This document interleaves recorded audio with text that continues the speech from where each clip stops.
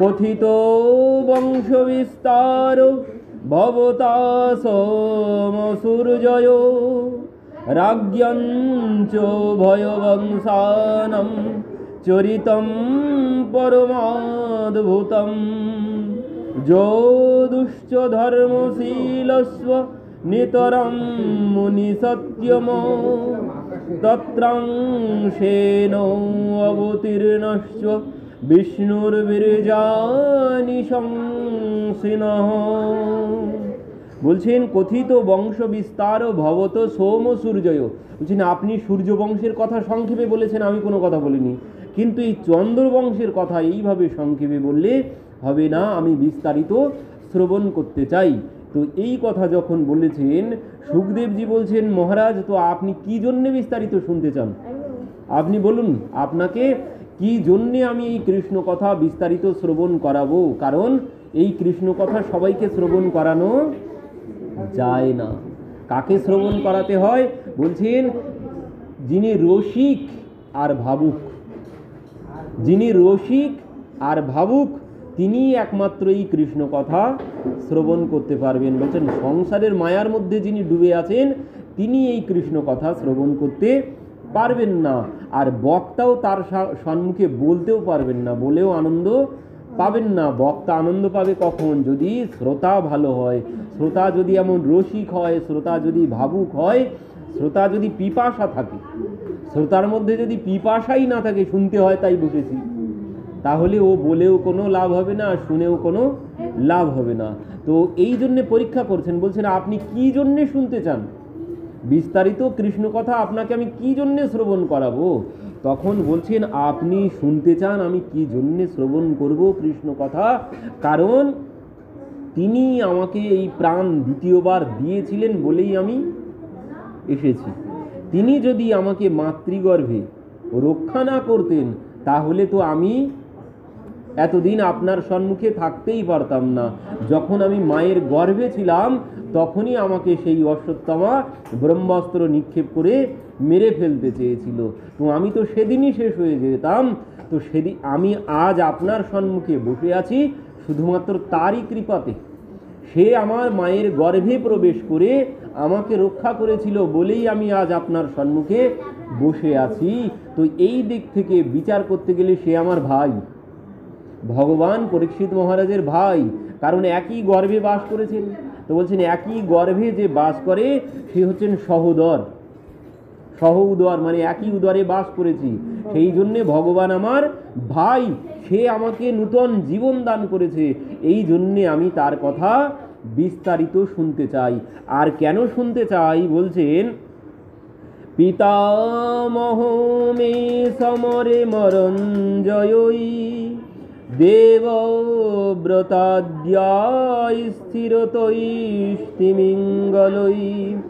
দুরত্যয়ম কৌরব সৈন্য সাগরম কৃত্বা তরম বৎসপদম স্ময় খলা।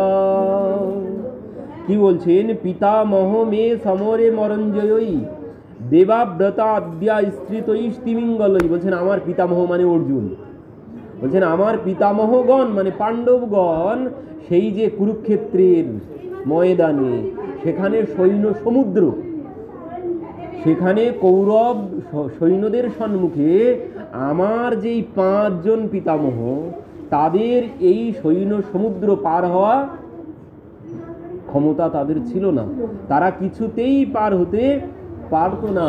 যেখানে সেই অশ্বত্থামা দ্রোণাচার্য, যেখানে কৃপাচার্য, যেখানে ওই ভীষ্মদেব, বড় বড় রথী মহারথী যেখানে আছে, সেখানে আমার 5 জন পিতামহ, তাদের কি ওই সমুদ্র সৈন্য সমুদ্র তারা কি পার হতে পারত?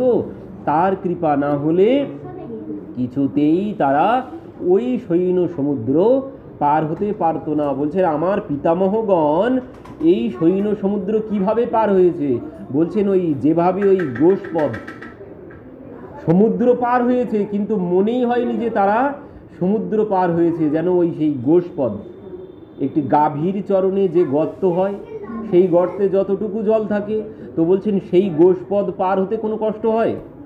কোনো কষ্ট হয় না। তো বলছেন সেই সৈন্য সমুদ্র এনারা পার হয়েছেন কিসের জন্যে?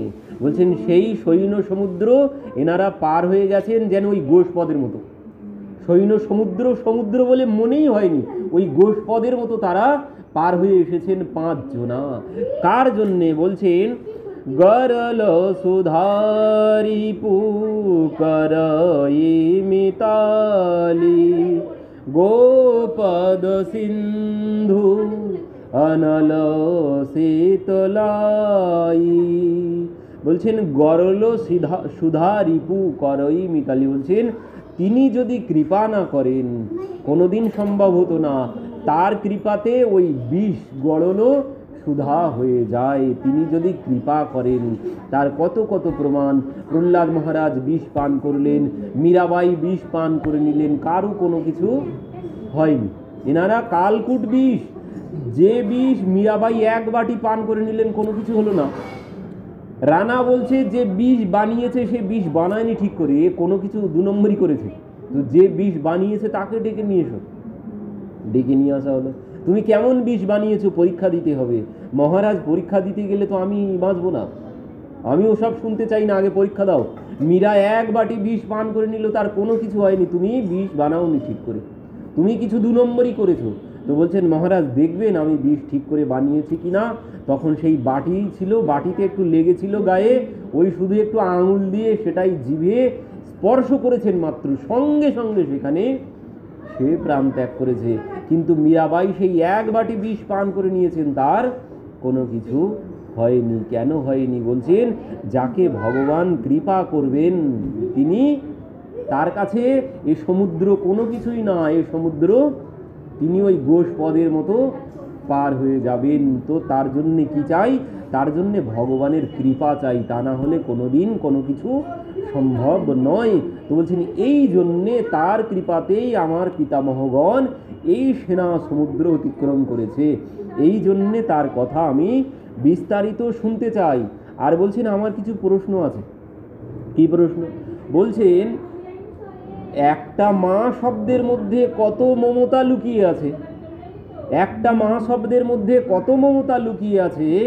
আর যেখানে 2টো মা, 2টি মা, যেখানে মা আর মা, মা মা, তো বলছেন একটা মায়ের মধ্যে এত মমতা, যেখানে 2টি মা, মানে মামাকে নিজে কেন বধ করলেন? ভগবান নিজের মামাকে কেন বধ করতে গেলেন? আর আমার প্রশ্ন হচ্ছে এই রোহিণী পুত্র মানে বলরামজি, তো এনার একজন বলরামজি, এনার 2 মা কি করে হলো? রোহিণী মায়ের সন্তান, আর একজনকে বলছেন আর একজন ওই দেবকীর 7ম গর্ভের সন্তান। তো বলছেন এই 2 জন মা কি করে হলো আমি জানতে চাই, এই জন্যে আপনি বিস্তারিতভাবে আমাকে কৃষ্ণ কথা শ্রবণ করান। তো বলছেন এবার পরীক্ষিত মহারাজ যে পরীক্ষিত মহারাজকে সুখদেবজি বলছেন যে মহারাজ আপনি তো আজ 4 দিন হয়ে গেছে, আজ 4 দিন এইভাবেই বসে আছেন, আপনি এখান থেকে উঠেও যাননি, 4 দিন একভাবে বসে আছেন। তো আপনি এক কাজ করুন, আপনি একটু জল পান করে আসুন, তারপর আপনাকে আমি শ্রবণ করাচ্ছি। এত উত্তর দিয়েছেন, সব প্রশ্নের উত্তর দিয়েছেন, তবুও পরীক্ষা করছেন। বলছেন দেখি আর একবার বলে যে এনার মধ্যে বাইরের এই বাহ্যিক বিষয়ের প্রতি কোনো আকর্ষণ আছে কি না। তো বলছেন যে আমি আর জল পান করব না। বলছেন আমার কোনো পিপাসা নেই, আমি জ্ঞান হারিয়ে ফেলেছি। বলছেন জ্ঞান হারিয়ে ফেলেছেন, তাহলে আমার কথা কি করে শুনছেন? তাহলে আপনি অজ্ঞান হয়ে গেছেন? তো বলছেন না, আমি অজ্ঞান হয়নি, আমি ওই কথার মধ্যে পিবতম তন্মুখম বুজম চ্যুতম হরি কথামৃতম।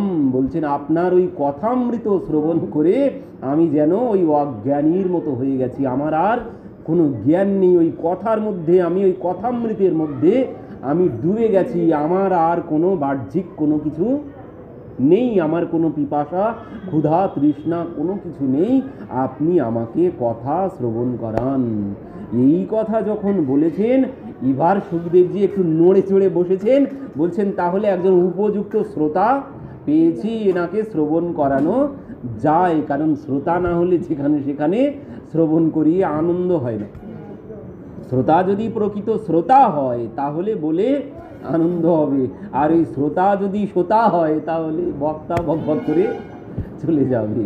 তো এই জন্যে সুখদেবজি এত ভাবে গদগদ হয়ে গেছেন, তিনি একদম ভাবে বিভোর হয়ে গেছেন, চোখ বন্ধ করে নিয়েছেন।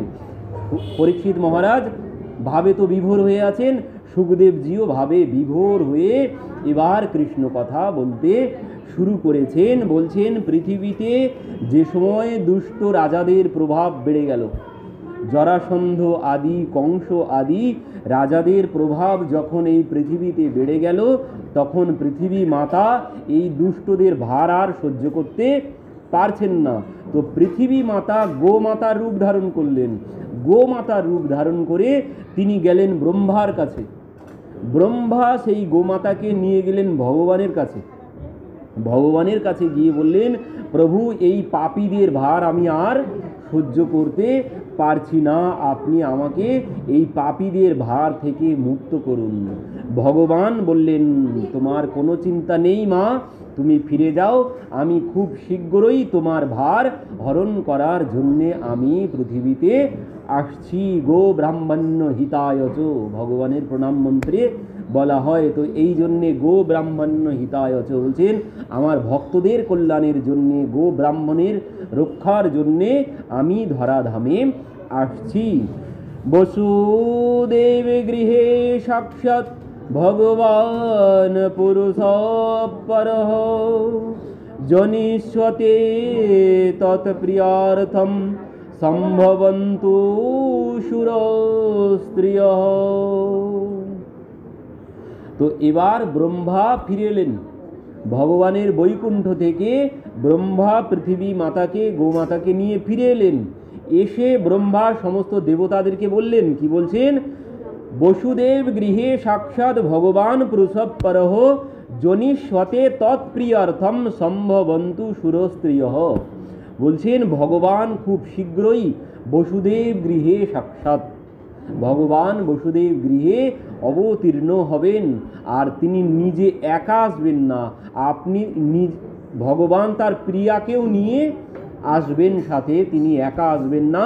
তো ব্রহ্মা দেবতাদেরকে বলছেন, তোমরাও আর এখানে বিলম্ব করো না, তোমরাও চলে যাও ওই মথুরা নগরে, আর একা যেও না, তোমাদেরও পত্নীদেরকে তোমরা নিয়ে চলে যাও, কারণ তোমরা ভগবানের সেবা করবে আর তোমাদের পত্নীগণ প্রিয়াজির সেবা করবে। তো এই জন্যে তোমরা ওই মথুরা মণ্ডলে গিয়ে অবতীর্ণ হও। তো দেবতারা সেখানে এসে আবির্ভূত হলেন মথুরা নগরে। স্ত্রী মানে দেবরা, তাদের স্ত্রী সহ তারা এই মথুরা মণ্ডলে এসে জন্মগ্রহণ করলেন, মথুরাবাসীর ঘরে ঘরে। এবার মথুরা ভগবান অত্র নিত্যম সন্নিহিত হরিহি। বলছেন, এই মথুরা হচ্ছে মোক্ষদা নগরী। এই মথুরা মোক্ষদা নগরী, এই মথুরাতে যিনি প্রাণ ত্যাগ করবেন, এই মথুরাতে প্রাণ ত্যাগ করলে তার আর কি হবে? তার আর অধোগতি হবে না, তিনি মুক্তি লাভ করবেন। এই মথুরা হচ্ছে মোক্ষদাপুরী। শুধু এই মথুরা নয়, এই মথুরা যেমন মোক্ষদাপুরী, ঠিক তেমন অযোধ্যা, মথুরা, মায়া, কাশী, কাঞ্চি, অবন্তিকা, পুরী দ্বার অবন্তি চৈব সপ্তইতা মোক্ষদায়িকা। বলছেন, এই সপ্ত স্থান মানে অযোধ্যা, মথুরা, মায়া মানে হরিদ্বার, কাশী, কাঞ্চি, অবন্তিকা, পুরী, এই স্থানগুলো সবই মোক্ষদা পুরী। এখানে যদি কেউ জন্মগ্রহণ বা মৃত্যুবরণ করেন, তাকে আর অধোগামী হতে হবে না, তিনি সরাসরি বৈকুণ্ঠ লাভ করবেন এখানে প্রাণত্যাগ করলে। তো বলছেন, এই মথুরা মণ্ডলে সে সময়ে রাজা ছিলেন রাজা কংস। এই মথুরা মণ্ডলের রাজা ছিলেন কংস। কংস নয়, কংসের আগে এখানকার রাজা ছিলেন কে? বলছেন, কংসের আগে রাজা ছিলেন এখানে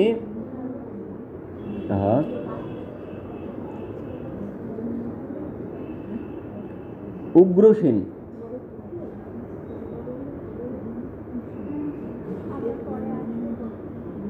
তো মথুরা মণ্ডলের রাজা হলেন রাজা উগ্রসেন। উগ্রসেনের পুত্র হচ্ছেন কংস।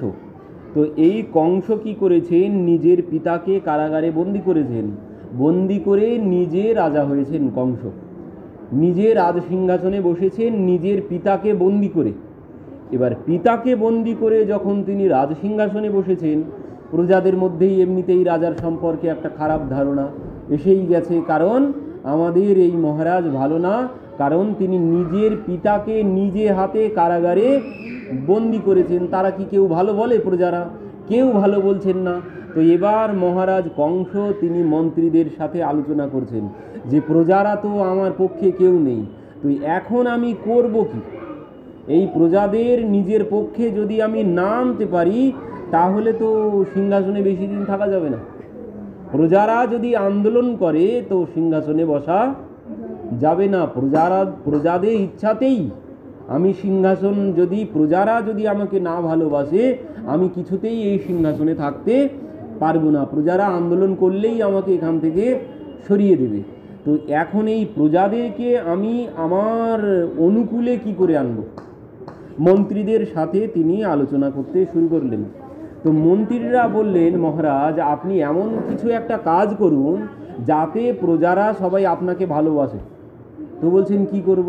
তো বলছেন প্রজাদের কাছে ভালো হতে গেলে কি করতে হবে? প্রজাদেরকে লক্ষ্মীর ভাণ্ডার দিতে হবে, দিলেই ভালো হয়ে যাবেন, প্রজাদের কাছে ভালো হয়ে যাবেন। প্রজাদের দান দক্ষিণা করতে হবে। তো আপনি যতই খারাপ কার্য করেন না কেন, প্রজাদেরকে যদি আপনি দান দক্ষিণা করেন তাহলে প্রজারা আপনার বিপক্ষে যাবে না। তাই আপনি যা পারেন করুন, এদিকে ঘরে বসে বসে কেউ আপনার দেখতে আসবে না।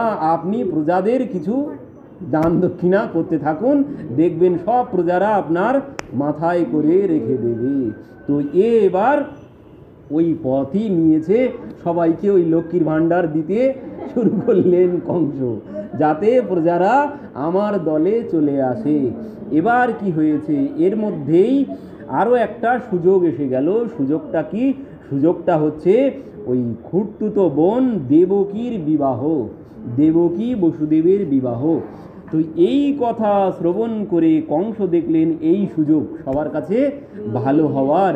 তো বলছেন এই বিবাহের সব ভার আমি গ্রহণ করব। তো সমস্ত মথুরা পুরী একদম আলোক মালায় সাজিয়ে ফেললেন, চারিদিকে খুব সুসজ্জিত হয়েছে। বোনের বিয়ে বলে কথা, তো বিরাটভাবে আয়োজন করেছেন। এবার বিবাহের সব কিছু ইনি নিজে হাতেই করছেন। বিবাহের কাজকর্ম মহারাজ নিজে হাতে করতে শুরু করেছেন। কোনোদিন সম্ভব? মহারাজ বিবাহের কাজকর্ম করবেন, সমস্ত তোড়জোড় যা করতে হয় মহারাজ নিজেই করছেন। প্রজারা দেখে দেখে তাদের তো মন পরিবর্তন হচ্ছে, আমরা যা ভেবেছিলাম মহারাজ তো তেমন নয়। একজন মহারাজ হয়ে তিনি এই সমস্ত কাজকর্ম করছেন, মহারাজ তো আমরা যা ভেবেছিলাম তা মনে হচ্ছে না। তো এবার কি হয়েছে, বিবাহের দিন তো নিজেই বিবাহ মণ্ডপে উপস্থিত থেকেই সব কিছু আয়োজন নিজেই করলেন। আর ওই যারা সেখানে এসেছিল বিবাহ মণ্ডপে, সমস্ত মথুরাবাসী সবাইকে খুব দান দক্ষিণা, হিরে মণি মুক্তা হাতি ঘোড়া সবাইকে প্রচুর দান করতে লাগলেন। এবার ওই বিবাহের শেষে যখন ওই কন্যাকে যখন বরের হাতে সম্প্রদান করা হচ্ছে, ইনি তখন হাউ হাউ করে কাঁদতে শুরু করেছেন। আর এই দেখে সবাই ভাবছেন, হায় হায়, আমরা তো সম্পূর্ণরূপে ভুল ভেবেছিলাম, আমাদের মহারাজ তো আমরা যা ভেবেছিলাম তা নয়। এনার বাইরেটা শক্ত কিন্তু ভিতরটা তো একদম জলের মতো, নারিকেলম সমাকারম। বাইরেটা শক্ত নারকেলের মতো কিন্তু ভিতরটায় জল। আমাদের তো সম্পূর্ণরূপে ভুল ধারণা হয়ে গেছে। এবার বলছেন পরের দিন সকালবেলা যখন বোন চলে যাবে, বিদায় যখন হবে, বোনাই যখন চলে যাবে, কংস সবার সম্মুখে, লোকজন সবাই তো এসেছে, সবার সম্মুখে বলছে, আমার বোনকে আমি নিজেই নিয়ে যাব, আমি রথ চালিয়ে, আমি রথের সারথি হব, আমি নিজেই আমার বোনকে নিয়ে যাব রথে করে। এই বলে রথে করে তিনি বর আর বোনাইকে আর বোনকে নিয়ে রথে করে যেতে শুরু করেছেন। প্রজারা তো মহারাজের নামে জয়ধ্বনি দিতে শুরু করেছেন। এই দেখে ওদিকে দেবতাদের এক পক্ষের মুখ, বিরোধী পক্ষ তাদের মুখ শুকনো হয়ে যাচ্ছে। এ তো প্রজারা তো সবাই এনাকে খুব ভালো বলতে শুরু করেছে, তাহলে এখন আমাদের অবস্থা কি হবে? দেবতাদের মুখ শুকনো হয়ে গেছে, তারা ভাবছেন এখন কি করা যায়। সবাই তো ভালো ভাবতে শুরু করেছে মহারাজকে। তো এবার দেবতারা কি করেছেন, ওইখানেই এসে আকাশবাণী করতে শুরু করেছেন, বলছেন আশ্বস্তম অষ্টম গর্ভ হন্তায়ম বহুসে বুধ। বলছেন ওরে মূর্খ, তুই যাকে এইভাবে রথে করে নিয়ে যাচ্ছিস, যার রথের সারথি হয়েছিস, যার রথ তুই নিজে চালাচ্ছিস, রথের দড়ি নিজে ধরেছিস, ওই তোর বোন, তোর বোনের অষ্টম গর্ভের সন্তান তোর কাল হবে। আর যেই বলেছেন কি আমার বোন, আমি যাকে নিয়ে যাচ্ছি তারই সন্তান আমার কাল হবে, তো বলছেন না রহেগা বাঁশ না বাজেগি বাঁশরি। বলছেন আমি এক্ষুনি একে মেরে ফেলবো। ও রথের দড়ি ছেড়ে দিয়ে ও কি করেছে, ওই খড়গ পানি কচে গ্রহিত ভগ্নিম হন্তুম মারেভ্য খড়গ পানি কচে গ্রহিত, তরবারি হাতে নিয়ে ও দড়ি ছেড়ে দিয়ে এবার গিয়ে বোনের চুলের মুঠি ধরে বোনের শিরচ্ছেদ করতে গিয়েছেন। এবার যেই বোনের শিরচ্ছেদ করতে গিয়েছেন সেখানে ছিলেন বসুদেব। বসুদেব বলছেন মহারাজ আপনি এ কী করছেন, সমস্ত জনগণের সম্মুখে আপনি এ কী কাজ করতে চলেছেন, এখন যদি আপনি এই কাজ করেন তাহলে প্রজারা তো আপনাকে ভালো ভাবতে শুরু করেই ছিল, কিন্তু এই কাজ যদি আপনি করেন তাহলে চারিদিকে আন্দোলন শুরু হয়ে যাবে, আপনি আর সিংহাসনে বসে থাকতে পারবেন না, তো আপনি এই কার্য করবেন না। আপনি দেবকীকে আপনার বোনকে কেন বধ করতে চাইছেন, আপনি যদি বধ করেন এখন তো প্রজাদের কাছে খারাপ হয়েই যাবেন, আর আপনাকে তো আপনার বোন তো বধ করবে না, আপনাকে বধ করবে কে, আপনার কালকে আপনার বোনের অষ্টম গর্ভের সন্তান, সে কবে আসবে তার কোনো ঠিক ঠিকানা নেই, তো আপনি কেন অকারণ নিজের বোনকে মারতে যাচ্ছেন, সবার কাছে কেন খারাপ হতে যাচ্ছেন, এই কার্য আপনি করবেন না। কারণ এদিকে বসুদেব ভাবছেন যেভাবে হোক মৃত্যু সময়ে মৃত্যুকে টালানো যাবে, মৃত্যুকে সরিয়ে দেওয়া যাবে, এটাই হচ্ছে একমাত্র লক্ষ্য, যেভাবে হোক বলছেন মৃত্যু যাতে সরে যায়, তো সেই চেষ্টা, মৃত্যুকালে যেভাবে হোক যদি বাঁচা যায়, এটাই হচ্ছে ধর্ম, যেভাবে হোক বাঁচতে হবে। তো এই জন্যে বলছেন আপনি কোনো চিন্তা করবেন না, আপনার তো শত্রু সে অষ্টম গর্ভের সন্তান আপনার বোনের, তো অষ্টম গর্ভ কেন, একদম এক এক করে প্রত্যেকটা সন্তান ওই অষ্টম গর্ভ আসা পর্যন্ত যত সন্তান হবে সব আপনার হাতেই আমি তুলে দেব, আপনার কোনো ভয় করতে হবে না। বলছেন পুত্রান সমর্পয়িষ্যস্যে ইয়স্তে ভয়মুত্থিতম, বলছেন সমস্ত পুত্রদেরকে আপনার হাতে সমর্পণ করব, আপনি কোনো চিন্তা করবেন না, কোনো ভয় পাবেন না। কংস ভাবলেন এ তো ভালো যুক্তি, প্রজাদের কাছেও আর খারাপ হতে হচ্ছে না, বোনকেও আর মারতে হচ্ছে না, তো এটাই ভালো যুক্তি হয়েছে। তো কংস বলছেন ঠিক আছে, তাহলে আমারও একটা শর্ত আছে, বধ করব না, তবে যতদিন না ওই 8টি সন্তান হয়ে যাচ্ছে ততদিন আমার কারাগারে তোমাদের দুইজনাকে থাকতে হবে। বসুদেব বললেন তাই হবে, আমরা তাই থাকবো, তোমার কারাগারেই থাকবো যতদিন না আমাদের 8টি সন্তান না হচ্ছে। তো কংস তাদেরকে নিয়ে বন্দি কারাগারে রেখে দিলেন। এবার কালের পরবর্তীতে বলছেন কালক্রমে আস্তে আস্তে পরবর্তীতে প্রথম পুত্র হলো, প্রথম পুত্র কৃত্তিমন্ত প্রথমাত্মজম, প্রথম পুত্র তার নাম হচ্ছে কৃত্তিমন্ত। তো এই প্রথম পুত্র যখন হলো তিনি ওই কথা মতো কংসের হাতে তুলে দিতে নিয়ে গেলেন।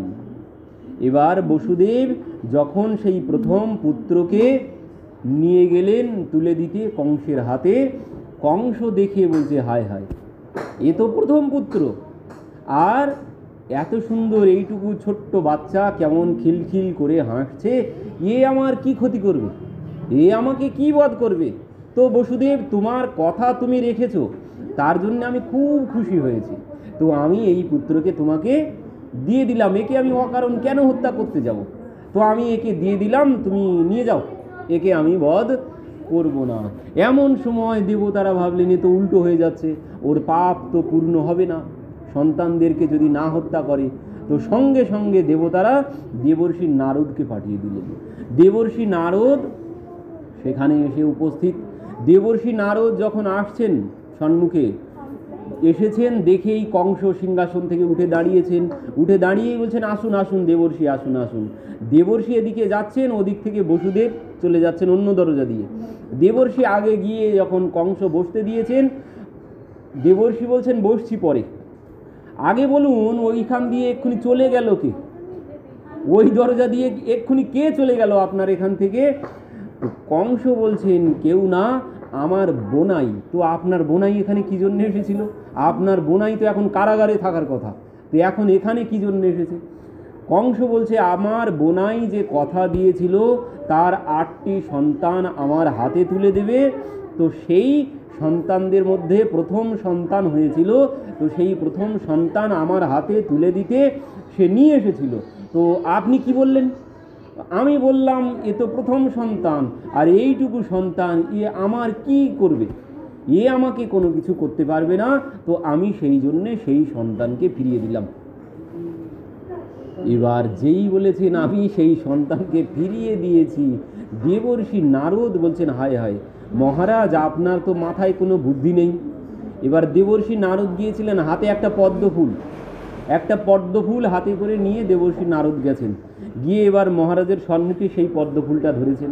ধরে বলছেন মহারাজ বলুন তো এই পদ্ম ফুলের মধ্যে কোন পাপড়িটা 1 নম্বর আর কোন পাপড়িটা 8 নম্বর, আপনি গুনে বলুন তো।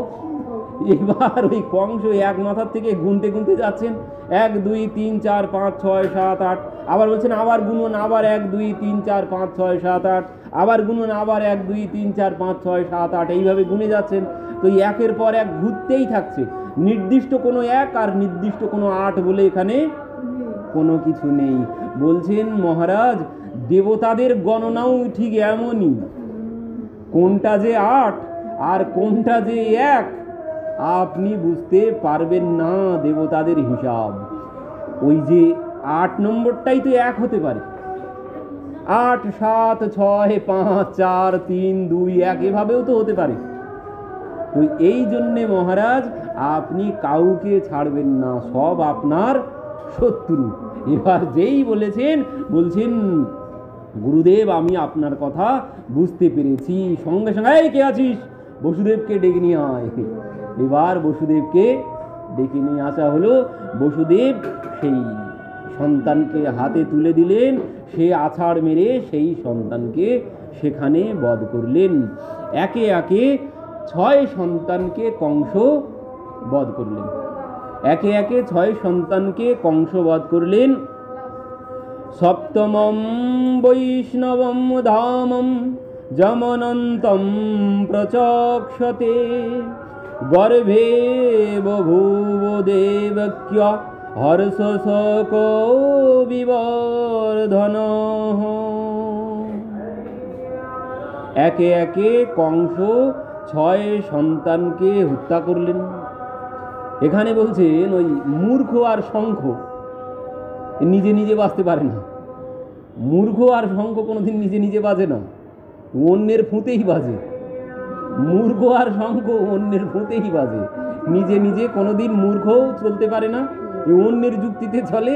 ঠিক শঙ্খ অন্যে ফু না দিলে ও কোনোদিন শব্দ করবে না। তো কংসেরও ঠিক সেই অবস্থা হয়েছে। ওই দেবর্ষি নারদ এসে যেই ফু দিয়েছে ও সঙ্গে সঙ্গে বেজে উঠেছে। এবার একে একে সে এবার 6 পুত্রকে হত্যা করেছে।